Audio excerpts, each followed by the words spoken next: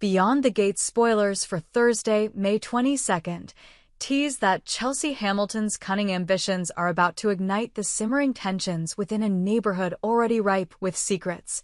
It begins with Chelsea's coldly confident entrance into the grand foyer of the Martins' residence at a charity gala held beneath the twinkling chandeliers.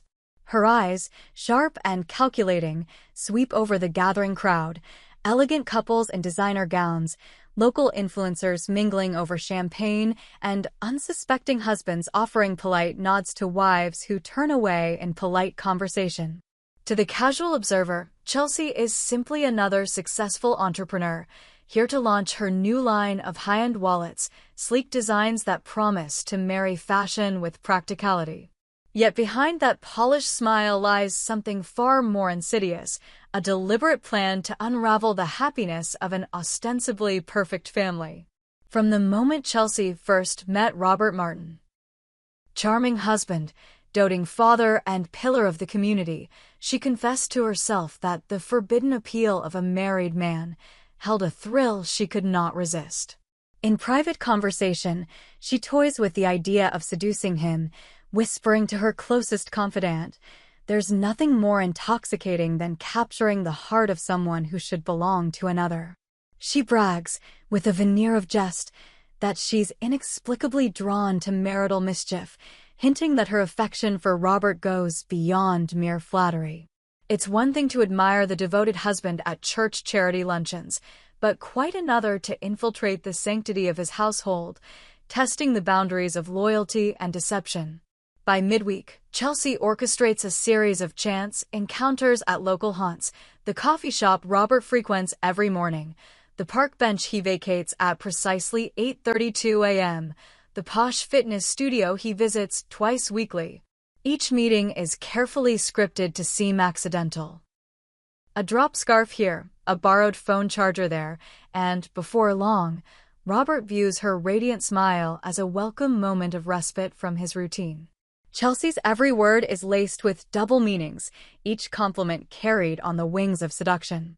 When Robert's weary wife, Angela, texts him to join a hastily arranged dinner at home, Chelsea arranges to be stuck in traffic so that their brief phone conversation spans enough minutes to leave him dilating in memory of her voice. News of Chelsea's flirtations soon reaches Angela through whisper networks, a barista's gossip, a nosy neighbor's offhand remark, a fleeting glimpse of Chelsea and Robert lingering too long beneath the pergola at the community garden. Angela's heart, once secure in her marital bliss, flutters with suspicion. She confronts Robert, whose defenses crumble under Chelsea's magnetic persuasion. The couple's once steady foundation begins to crack, and the well-manicured hedge around their picture-perfect life starts to show bare branches. Predictably, Chelsea pushes forward without remorse. In one bold move, she hosts an exclusive preview of her luxury wallets in the Martins' own living room, using Angela's absence on a business trip as cover. She enlists Robert to help her arrange the displays. His genuine warmth makes guests feel welcome, all while Angela's photos still hang on the walls like silent witnesses. The evening hums with polite chatter until Angela, returning early from her trip, steps through the door. In that instant, time seems to slow. Angela's gasp echoes across the polished hardwood floors, and her eyes zero in on Chelsea and Robert exchanging conspiratorial smiles. Chaos unfurls as voices rise in shock and betrayal. Angela, tears brimming, demands an explanation. Chelsea, poised and unrepentant, tilts her head and purrs, "I only did what any woman in my position would," seized an opportunity to bring a little excitement into a man's life. Her words, dripping with disdain, cut deeper than any betrayal. Robert, paralyzed by guilt and desire, fails to intervene. The community, alerted by Angela's cries, descends upon the scene, and Chelsea's calculated gambit erupts into full-blown scandal. As predictably as night follows day, the neighborhood's rumor mill reaches fever pitch. Many predict that an irate wife, perhaps not Angela, but another character equally scorned, will retaliate physically against Chelsea.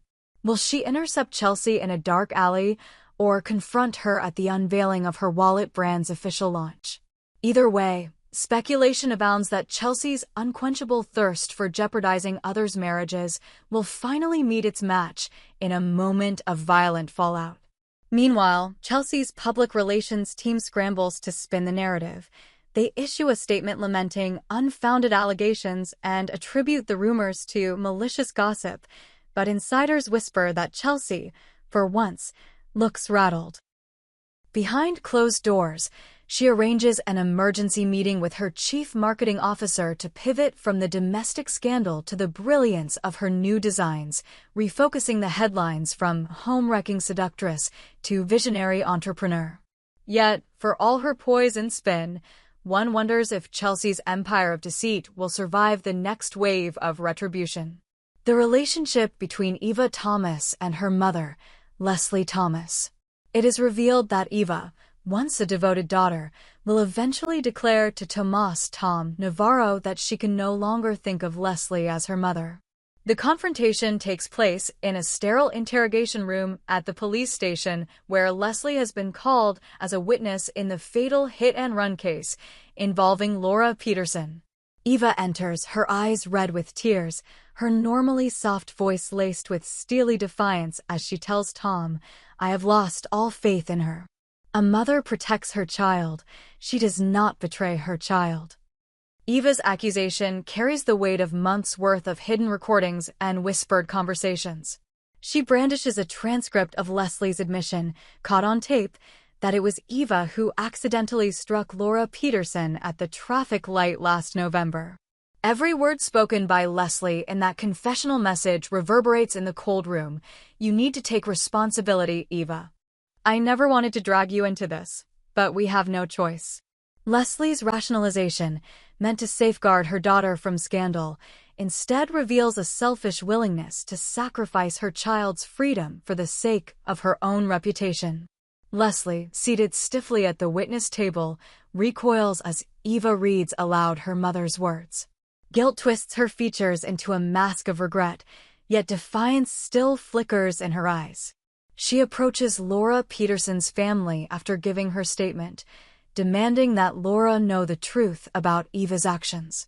Leslie's intention, to shift blame and preserve her own social standing, ignites fresh outrage among the Petersons, who had until now credited Leslie's initial testimony as courageous. In the wake of Leslie's betrayal, Eva's world shatters as she realizes that the woman who bore her not only allowed her to face criminal charges, but actively orchestrated her downfall. In a raw moment of catharsis, Eva delivers a scathing monologue to Tom. "Leslie's not just a bad mother, she's the embodiment of every nightmare a child fears in her parent." Her words linger in the precinct hallway, burning like truth revealed too late. Yet the conflict refuses to remain contained within legal chambers. Leslie, desperate to quash the scandal, embarks on a mission to locate Catherine "Cat" Richardson, the former family friend who recorded the damning confession and handed it to the police. Cat, long estranged from the Thomas family, has gone into hiding. She fears Leslie's wrath, for Leslie's reputation for paternalistic control is legendary. When Leslie finally tracks Cat down to a modest apartment in a neighboring district, the confrontation is electric. A series of terse messages escalate to a face-to-face encounter in Kat's dimly lit living room. Leslie bursts in, voice trembling with suppressed rage. "You had no right to betray me, Catherine. Now you'll pay for your treachery." Kat, fortified by her own moral conviction, refuses to relent. "I recorded you to protect Eva. She deserved a chance to defend herself." Words fly like daggers. Family secrets and youthful indiscretions are laid bare. In the ensuing struggle, Leslie's outstretched hand inadvertently topples a lamp, plunging the room into shadows. A single, desperate blow from Leslie's open palm sends Kat stumbling against the bookshelf, the crash of wood underscoring the betrayal of a bond that once seemed unbreakable. As Leslie flees into the night, Kat's anguished cry for help vanishes into the empty corridor. The city's hum continues obliviously as Leslie disappears into the darkness, her empire of maternal manipulation threatened by the consequences of her own deeds. Back at the precinct, news of Leslie's assault spreads rapidly, casting new doubt over her character and triggering renewed media scrutiny. Thus concludes part 1 of our spoiler-laden journey: Chelsea Hamilton's bold seduction and looming downfall, and the Thomas family's fracturing under the weight of maternal betrayal and the violent fallout that ensues when truth is weaponized. But the story's tapestry is far from complete. In part 2, alliances will be tested anew as Ashley Morgan grapples with heartbreak and revenge, and Derek Baldwin confronts the consequences of love turned sour. The stage is set for another explosive chapter in the lives of our embattled characters. Stay tuned as the drama continues beyond the gates. The next chapter opens with the fragile heart of Ashley Morgan. Once buoyed by the promise of love with Derek Baldwin, a charismatic architect with a penchant for grand romantic gestures, Ashley now finds herself exhausted and disillusioned. The friction began innocuously. Derek's late-night text messages went unanswered. His increasingly frequent business trips drove him further away from Ashley. Ashley's mother, Jan Morgan, watched her daughter's fading happiness with growing concern. In the sunlit kitchen of Jan's suburban home, Jan confronts Ashley over yet another canceled date. Plates of half-eaten toast and spilled coffee stain the tabletop, evidence of Ashley's distracted state. Jan pleads, "Let him go, honey. You deserve someone who puts you first." Her tone is gentle yet firm, a mother's attempt to guide her adult child through the murky waters of heartbreak. Jan, having weathered her own share of romantic storms, knows when a relationship has reached its breaking point. Meanwhile, Jacob Hawthorne, the Morgan family's longtime friends, offers a different kind of counsel during a late afternoon walk through the botanical gardens. Jacob, with his easy smile and empathetic ear, listens as Ashley recounts Derek's latest apology text. "I'm sorry I missed your play. I'll make it up to you." Jacob's eyes narrow. Apologies mean nothing without action. "Are you willing to wait forever?" His words resonate with Ashley, whose lingering doubts begin to coalesce into a painful clarity. She cannot build a future on Derek's empty promises. Later that evening, Ashley summons the courage to meet Derek at their favorite neighborhood cafe, the one where he once surprised her with a live jazz trio and candlelit table. The cafe's warm glow contrasts sharply with the chill in Ashley's voice as she delivers her decision. Their chapter must end here. Derek's demeanor shifts from casual remorse to simmering anger the moment Ashley mentions Jacob's name. His jaw tightens as he watches Ashley lean on Jacob for emotional support, interpreting her need for solace as betrayal. As Ashley turns to leave, Derek blurts out his final, bitter ultimatum. "If you're going to lean on him, you might as well stay with him." He slams his hand on the table, rattling the glasses. Embarrassed patrons avert their eyes as Ashley's tears glisten in the lamplight. She meets his gaze with unwavering resolve. "I'm done explaining myself." With that, she steps into the night, leaving Derek amidst the shattered remnants of their romance. But the wounds of a scorned lover run deep. Rumors now swirl that Derek, enraged by Ashley's perceived disloyalty, is plotting his comeback in the cruelest manner he can conceive, by taking another woman to the upscale gala that Ashley always dreamed of attending with him, and deliberately ensuring Ashley sees them together. Insiders whisper that Derek has already set his sights on Emily Carter, a vivacious model with whom he crossed paths at a recent charity ball. Emily, flattered by Derek's attention and oblivious to his revenge plot, agrees to be his date.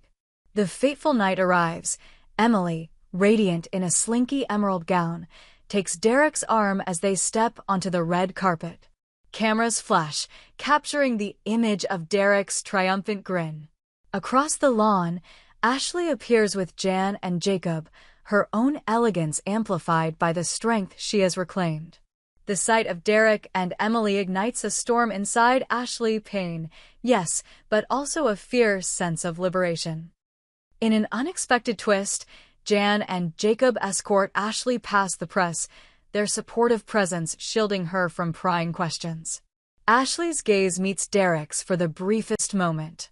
His eyes, once warm and attentive, now gleam with the hollow satisfaction of vengeance.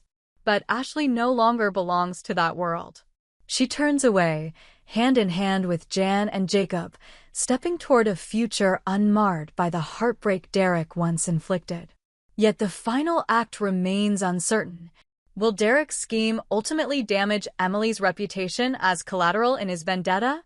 Will Ashley's dignity and resilience inspire those around her to confront Derek's vindictiveness? And as Chelsea, Leslie, and Derek each play their parts in this drama of desire, betrayal, and retribution, one thing is clear: beyond the gates of civility lie motives as dark and unpredictable as the human heart itself.